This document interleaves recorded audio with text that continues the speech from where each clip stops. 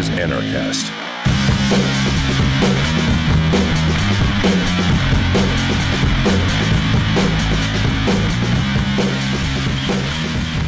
Hey moneymakers, welcome to another edition of Anarchast, your home for anarchy on the internet. I have a returning guest, a great guy, Skinner Layne from Exobase. He's in Viña del Mar, Chile, which is close to the last place that I last saw him. I saw him last August in Santiago, where we did our first Anarchast and talked about how he became an anarchist.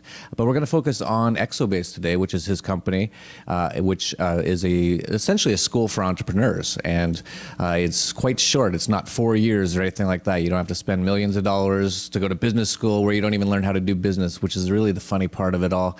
And as well, he's going to do a 2-day Exobase here in Acapulco, which I'm really excited about, on February 24th and 25th, and we already have quite a few people signed up for it. We haven't even really talked about it yet, so there's definitely a lot of interest in this, and I'm glad there is, because people need to learn how to make money. They don't teach you that in the public school. So first of all, Skinner, great to see you again. Thank you, Jeff. I'm glad to be here with you. Yeah, and so how's things going with Exobase? Why don't you give us a little update since the last time we talked on the progression of Exobase? Sure. Exosphere and then Exobase. Sure. Well, in the last year, we have completed 3 boot camps here in Chile. The last 2 here at our new campus in Viña del Mar. We're a block from the ocean, so it's a rather nice place for people to come, really immerse themselves for 8 weeks into a new mentality, because learning how to be an entrepreneur is not about figuring out how to do accounting or even how to build a product, but it's really a mindset that you have to adopt and internalize, because it is to make money on your own without that great modern addiction, the monthly salary. You have to have a completely different attitude than we are usually taught in school, by our parents, and even sort of surprisingly enough by a lot of people that call themselves entrepreneurs.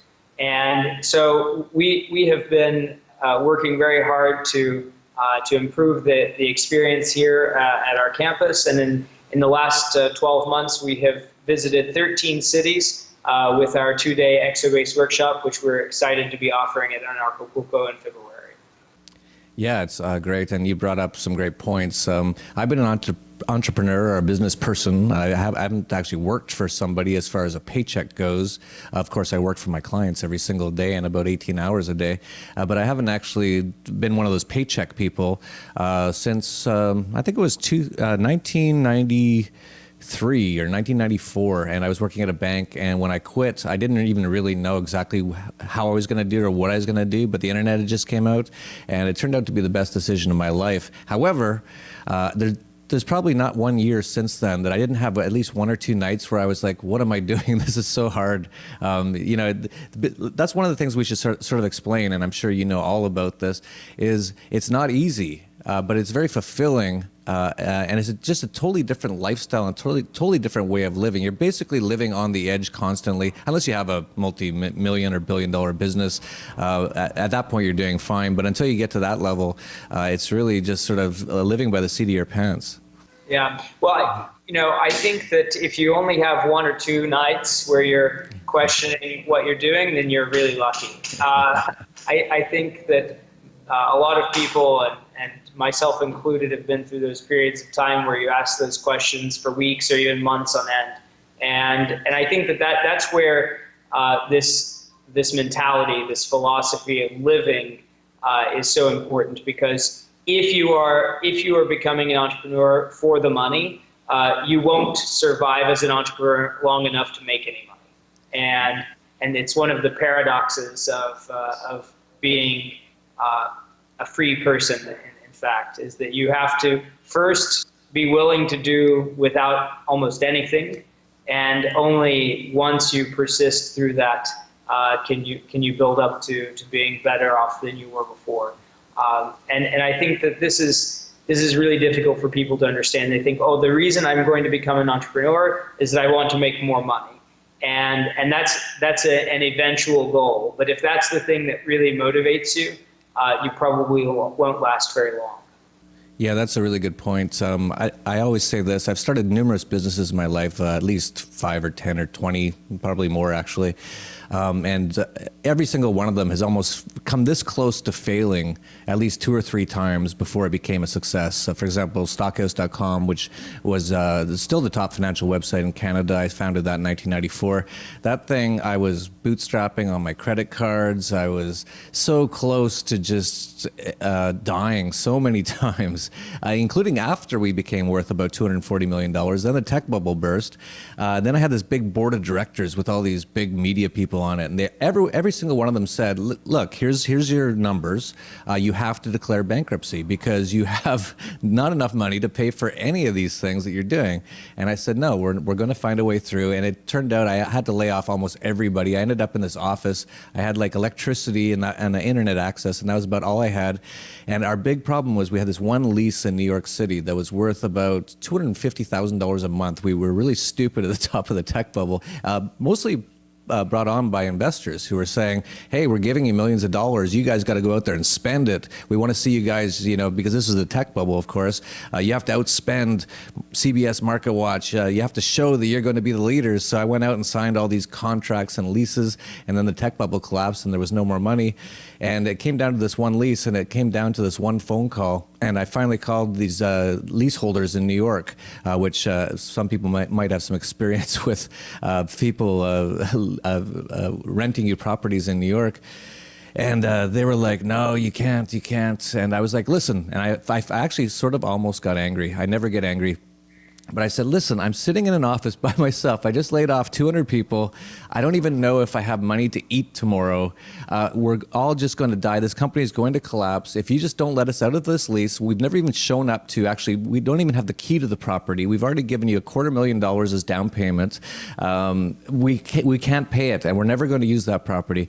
And I got actually quite emotional with them, and they said, "You know what? We understand. It's okay, and we'll let you out of this lease." And that's why that company didn't go bankrupt. But it just goes to show you, and that's one company that went from nothing, my house, to $240 million to almost nothing again.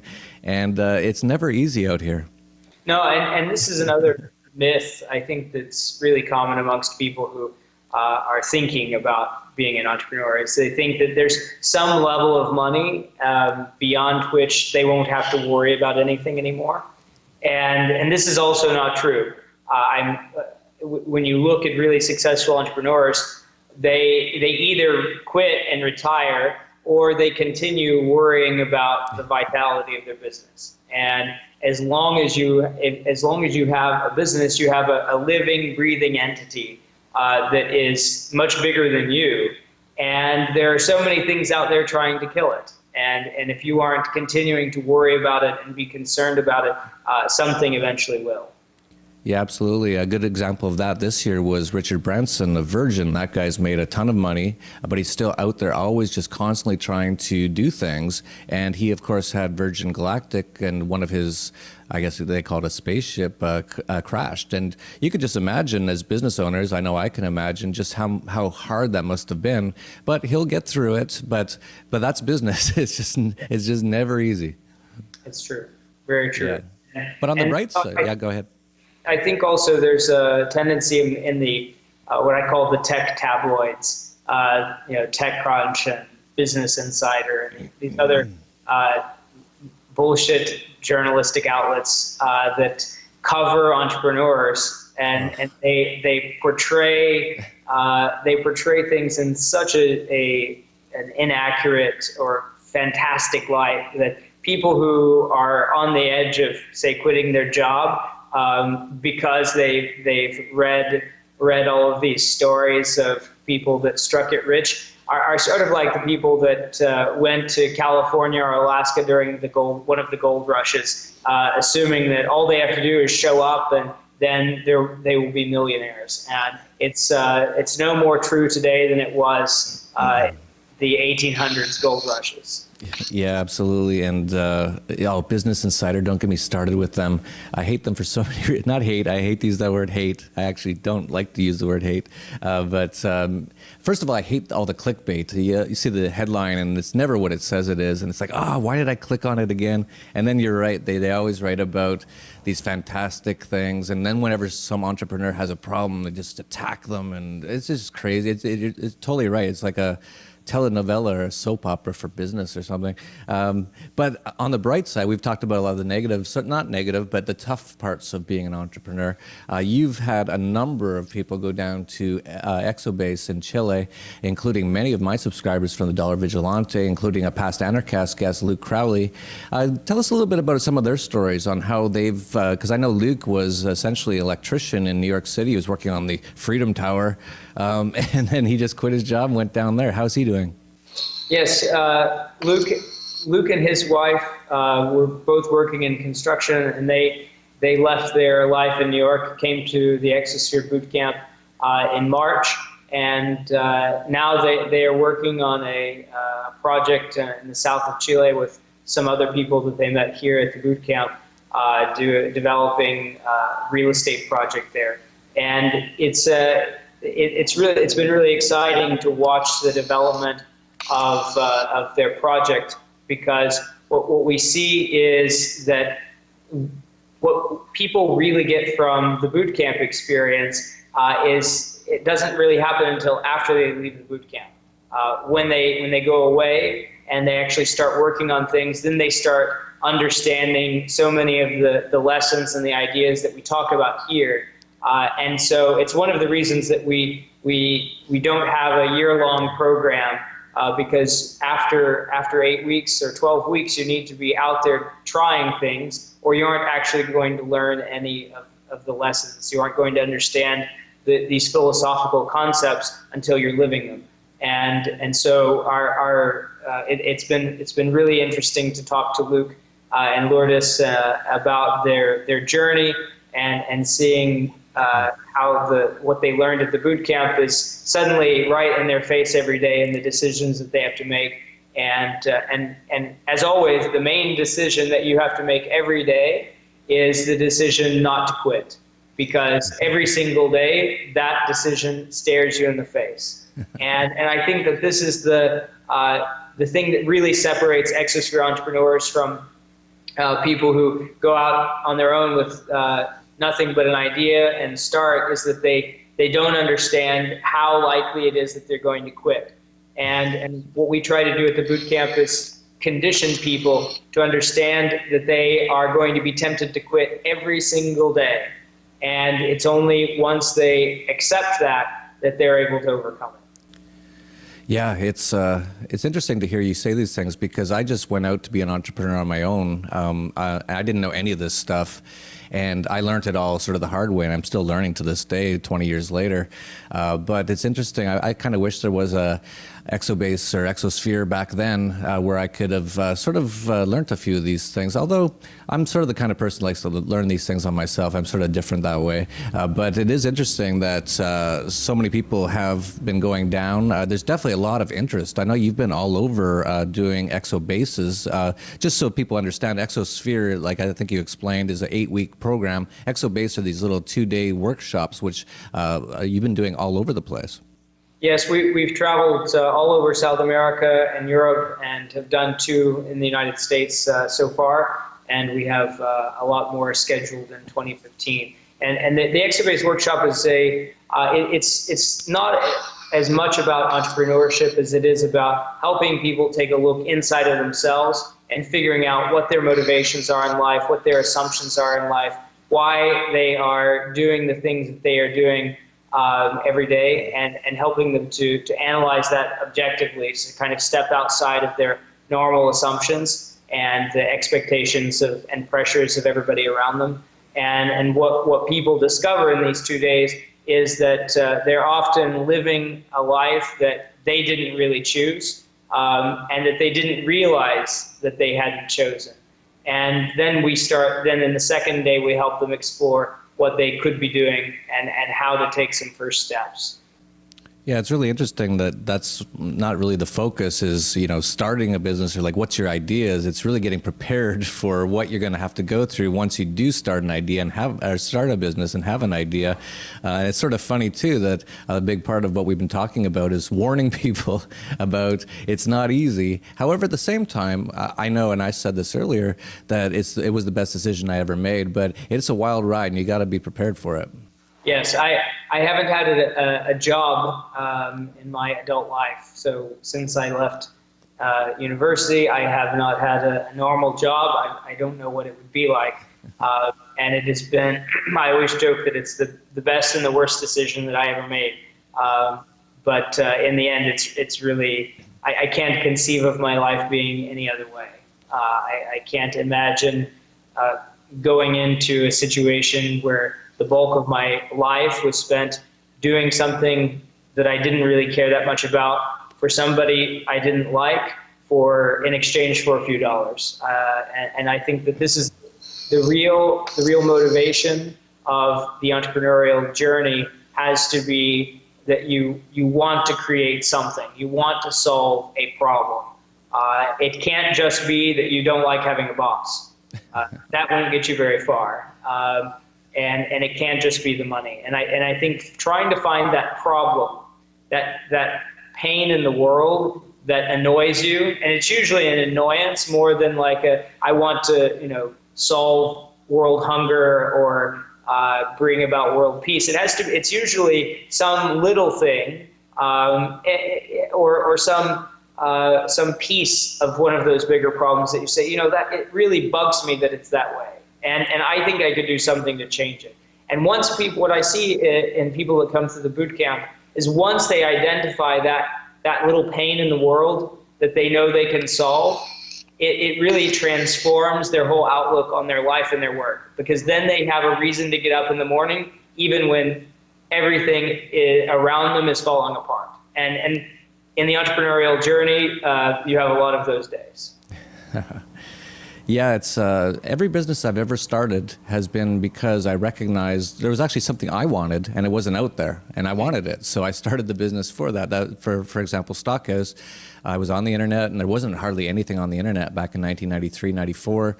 And I was into stocks at the time, and you couldn't even get stock quotes. And I'm like, I wish you could get stock quotes. So that's what I did. And I just went to the stock exchange. And I'm like, hey, is there some way we can get stock quotes and put them on the internet? And they're like, what's the internet? And welcome to being a tech entrepreneur back in those days. And it's still the same today with things like Bitcoin, where you're recognizing that there's things you want out there that don't exist, but because they don't exist, people aren't used to them yet. So then you have to go out and explain to people. It's a lot of work.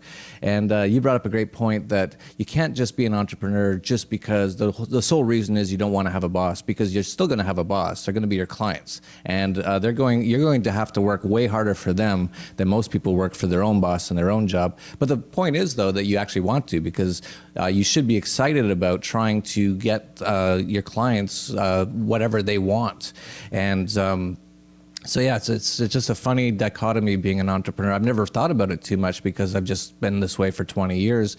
But the more I think about it, it is a funny lifestyle. And I hate hearing. Do you ever hear this from like communist style people that they see two worlds? They see the capitalists and the working class, and the capitalists are always taking advantage of the working class. It's like I always say to them, I'm like, man, since I've been a capitalist, I suppose you could call me, I've worked about 18 hours a day, 6.5 days a week for about 20 years now, and still do this very day. And even this morning when I was waking up, I actually thought to myself, I was like, why am I doing this? Like, I'd rather just sleep in.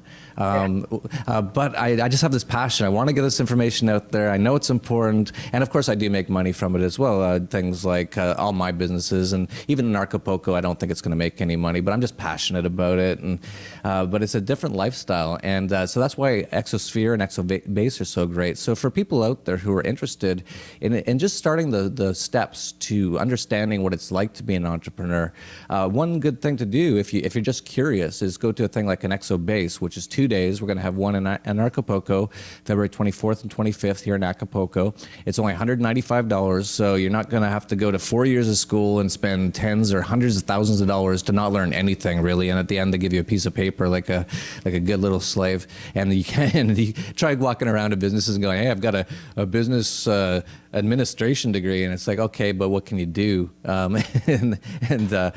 So for people out there, if you're just curious, check out Exobase. And a lot of the people I know that you told me, Skinner, go to Exobase first, and then they get pretty excited about it, and then they go for the full 8-week course.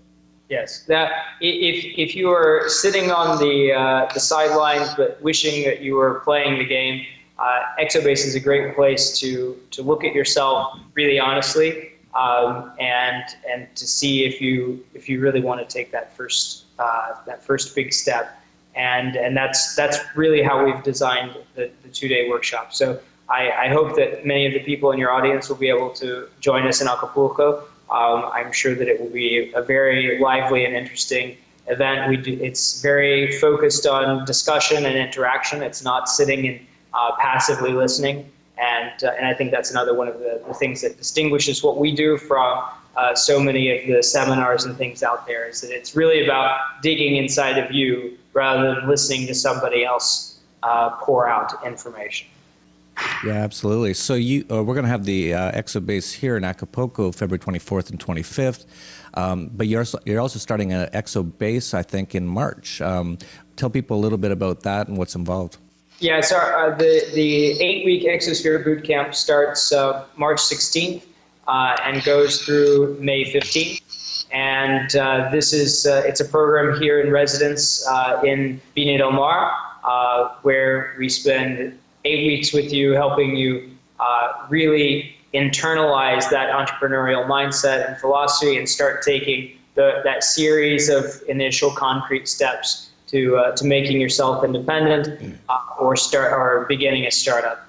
And this is, I think that this experience, for the people that have been through it, they always come out of it saying it's not at all what I expected, and it was so much more. And I think that it's very hard for us to explain what happens in these 8 weeks. And I would encourage anybody who's thinking about coming to talk to one of our alumni who's been through the process. There are a number of fellow libertarians who have been through the boot camp, and I know that they would be eager to chat with anybody who's sitting around and saying, I think this is a step I want to take, but I'm not sure. Yeah, and if you do want to sign up for Exobase, let them know you heard about it here on Anarchast. We'll get a little commission, which is good. We're capitalists. We like to make some money from what we're doing. And of course, check out Exobase here in Acapulco. It's going to be great, amazing. I think it's going to be a great surrounding. And that's another thing that's interesting about Exobase or Exosphere, is that they're quite often held in very interesting places. You've been doing one in Brazil recently, or I think you're doing another one. You're going to be in Guatemala, I believe. The Exosphere is in Viña del Mar, and for anyone who hasn't been there, it's an incredible place. It's one of my favorite places in South America. It's probably the most beautiful seaside resort in South America. So at the same time, because a lot of people have questions not only about entrepreneurialism, but also about internationalism or expatriatism or getting outside of the U.S. in general, because there's a lot less opportunities there than there used to be, and there's a lot more opportunities around the world. Maybe you can talk a little bit about what kind of opportunities there are outside of the U.S. Sure. Well, in the process of building Exosphere, I've had the privilege of traveling all over South America and Europe, what I see is that the real opportunities are in places that people don't really know so much about. They aren't in New York and San Francisco and London and Berlin. They are in places like Curitiba, Brazil, and Medellin, Colombia, places that maybe you have to go look them up in Wikipedia to know much about them. This is really where the opportunities are. You know, there are 67 cities in Latin America with a population of more than 1 million people. 67. And I would venture to guess that most Americans couldn't name more than 5 or 6 of them. And so when you think about the fact that you have all of these people living in places that you've never heard of, and they have problems that you don't know about, and you can't begin to solve those problems or build companies that solve those problems unless you go and see them face to face, touch the problems yourself, and experience them on the ground. And so I would say that anybody who's sitting behind their computer screen thinking that that's where they're going to make the big step of their life, you're wrong. You have to get out, shut the laptop screen, and go talk to people in other parts of the world. Yeah, absolutely. And yeah, so for people out there, especially if you're younger, let's say you're 18, 19, 20, and your parents are saying you should go to college, immediately tell them no. It's a total waste of time for almost anything you want to do, especially if you want to be an entrepreneur or a business person. You'll never learn anything about business in college. You might make some networking, but it's not worth it. You can do that much easier, especially in other parts of the world. As Skinner was saying, I was just in Medellin. I think there's so much opportunity there. It's booming like crazy. People have no idea. I'll probably be talking a lot more about that in the next few months because I might be heading back down. We're doing some business down there. So yeah, definitely, if you're younger, you should just tell your parents, just spend a few $100s for Exobase at first and let me check this sort of thing out and see if it's right for me, because it's not right for everybody. I definitely don't think every single person in the world necessarily has the right mentality to be an entrepreneur, but I think it's a lot more than most people think. I think a lot of people think it's a very small percentage. I think it's more than that for sure, but people haven't, because you go to these 12 years of government indoctrination camps, and then a lot of people go for 4 more years of just sitting in a desk and memorizing data. They get out of there, and the biggest thing you always hear from college kids is, well, I can't get a job. I've got my degree in Bachelor of Arts or women's studies or something ridiculous, and I can't get a job. They all say I don't have any experience. It's like, yeah, you're 24 years old. You've never done anything yet. Like, it's all about doing things, and that's what entrepreneurialism is really all about. There's definitely not, I couldn't imagine an entrepreneur school where you just sit there and memorize stuff. That'd be ridiculous, because it's all about interacting and learning and getting out there. Yes. No, I would say that if you're thinking about going to college, you have to really count the cost. You have to say, I know that this is going to cost me 4 years of my life, probably the most productive and creative years of your life, where you have the least to lose by taking risks. Those years will be gone, and most people are going to take on what will be 20 or 30 years worth of debt that can't be discharged in bankruptcy. So I think that the cost today compared to the return of going to college is very high. And it is not as much of a financial cost as a cost to your personal freedom, because even if you can get a job, and even if you do make more money with the college degree than you would have without it, you are handcuffed into a certain way of life until you pay off those debts. And I think that while it's still probably a choice that many people will decide is good for them, I think people need to be a lot more careful about going down that route these days than maybe 10 or 15 years ago even. Yeah, absolutely. And it's not just for younger people either, because Luke Crowley, I think he's in his at least 30s and maybe even 40s, and he just decided he wanted to try it, and he's been going off. I'll have to talk to him and see how he's doing. But talking about opportunity costs of college, I don't know about you, Skinner. I know you've run numerous businesses, but I've never actually cared if anyone who works for me has any sort of degree. In fact, I actually almost put it against them a little bit, because I'm like, oh, you're obviously not a very outside of the box thinker. I've hired probably in my lifetime during various companies, probably almost close to 1,000 people. And I don't think I've even looked at a resume. When I am looking for someone, I start to talk within my network. I say, here's what I need, or at least I find people who will do those sort of things. And usually someone comes up. There's always things out there. There's always synergies and people that are gravitating in the same direction.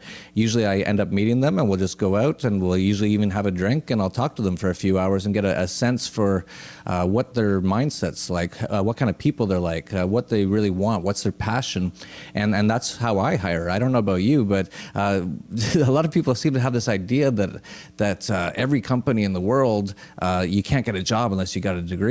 I'm one that I can tell you for sure that it's actually almost a mark against you if you have one. Yeah, for sure. If you have an MBA, I'm going to think twice about considering you. MBA school is a really unique place where they completely beat out of you any common sense that's necessary to do real business. But the last thing I'm interested in is somebody's resume, because there are people with very impressive resumes who are terrible people and lazy. And there are other people who have really poor resumes who are quick learners and can pick up a new skill with almost no effort. And I think that what we see with people at the boot camp of all ages, in fact, Luke Crowley is a great example, but we have a lot of people who come to Exosphere in sort of the middle of their life.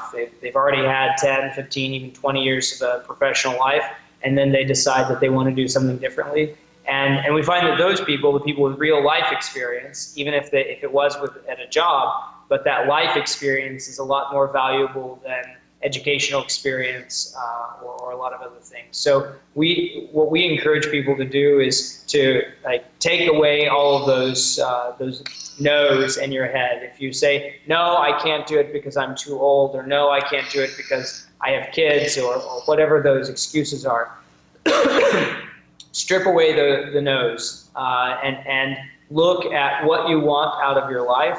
And if you're not getting it where you are, then you've got to make some kind of change.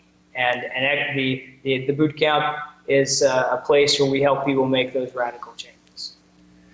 Yeah, I hired one MBA once in the 90s. It was the worst, one of the worst people I ever hired. It was a big internet company, and people were like, well, you got to get some, people with credentials working for you. And I had mostly like 18-year-old kids who were just, go-getters and could do anything.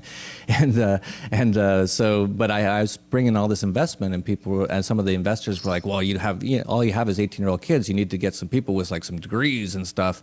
And so I hired this one MBA. It was the worst person I ever hired. He didn't do anything. Everyone was confused. He was just, I don't even know. He couldn't even work in our environment.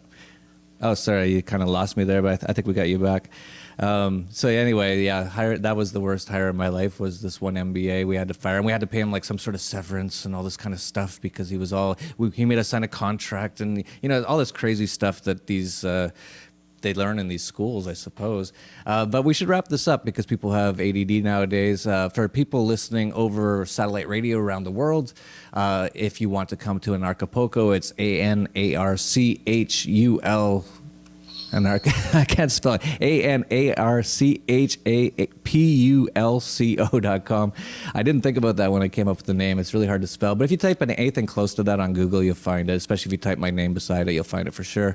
And we're going to have February 24th, 25th. Exobase with Skinner Layne's going to be here. I'll be at the event. A number of people are going to be there. Actually, a number of our speakers, we've got some great speakers, have told me that they want to go to it as well. It's a lot of people are very excited about it. And then if you want to go for the full 8 weeks in beautiful Viña del Mar, check out Exobase. So I'll let Skinner give you the URLs of all that, and then we'll wrap it up.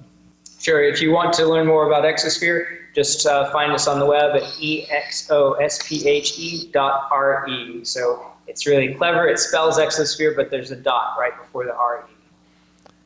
And you can just Google it as well, and I'm sure you'll find it. And I highly recommend it. Anyone who's been thinking about these sort of things, this is the place to go. I've checked it out. I know so many people have gone to it and who have loved it, and it's changed their lives. So this is how you do things nowadays. Forget about college. It's that game's over. It's going down. That ship's going down. Even Mark Cuban said that recently. So we'll let Skinner get back to work, and it's actually Christmas time too. It's summertime down there in Viña del Mar. Maybe you'll go to the beach for a few hours. Although us entrepreneurs rarely do relax too much, so that's one of the side effects. But I'd like to thank Skinner. I'll see you down here in about 2 months exactly. And so that's it for Anarchast, your home for anarchy on the internet. Peace, love, and anarchy. This is Anarchast.